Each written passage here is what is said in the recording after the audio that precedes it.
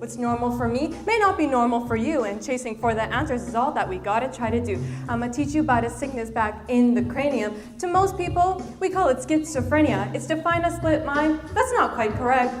We should probably call it something else with all due respect. It's a family of disorders, but there are a few traits. Some we can't see and some are right there in your face. They divided it up into two categories. Positive, negative, it's not an easy story. Positive symptoms, don't get fooled by the name. They're abnormal behaviors that have been gained. These symptoms are usually portrayed on the big screen. Hallucinations, delusions, and lack of reasoning. Voices just running around in my head, feeling like the monster from the song from Eminem. Someone's out to attack you now. I gotta get out of here somehow.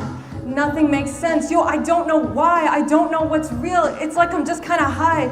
People try to convince me otherwise, but it's just so convincing, like it's running in front of my eyes.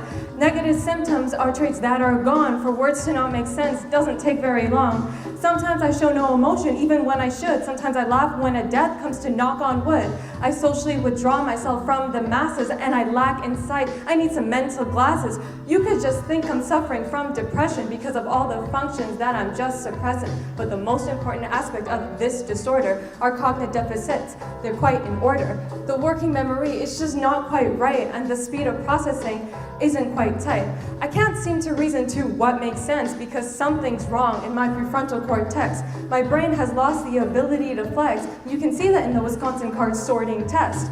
Look at the schizophrenic brain. What's different? You got a hella small hippocampus. Ventricles are super large. It has a big effect, and the neurons in the brain, they're sort of effed. What is the cause? Where is the credit? You can sure blame it a bit on genetics, your environment when you're prenatal has some say if you lack nutrition or have low birth weight.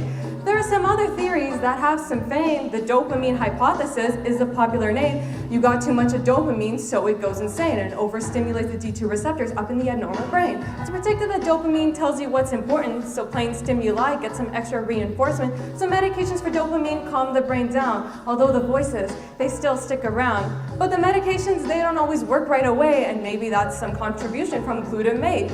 Decreasing glutamate runs a two-way street. More dopamine is up there in the PFC. More dopamine there, the negative symptoms rise. More dopamine elsewhere makes the positive come alive. Honestly, it's just way too complicated. So let's go forward and see how it's medicated. Block D2 receptors with some antipsychotics. Gotta take them every day like antibiotics. There you go, that's it. It's easy, it's a total breeze. But when it's with the brain, girl, please. Everything comes with a consequence. Parkinsonian symptoms is the side effect. Suddenly you can't move as well as you did before, and you think that's all? Hell no, there's more. Movement of your face, you can't move very far. You're not interested in doing anything, that's rated R. Prolactin shoots up, you start growing big boobs, and yes, gentlemen, it can happen to you too. You can try atypical drugs, that's one choice, but trust me, you won't feel that much rejoice. Are you losing hope? Yeah, I am too. And like last time, I got some messages for you. I know that I'm up here, I'm just here to entertain, but this disorder certainly has its rise to fame. It's so misunderstood, and it's clear why. Brains are just so different between you and I guess all that I can say is that you should care. Remember that schizophrenics are everywhere. Be sure to just do some research, and to be a good person, remember, they got their fair share of exertion. And if your mind is healthy, you gotta appreciate, because not everyone has that to celebrate. Remember, the brain deserves just as much care as your legs or your arms or that bleached blonde hair. Anyway, I think that I have served my time, and hopefully I got some juices flowing in your mind. Thanks Science Slam Canada for bringing me back, and now I'm just gonna leave it at that.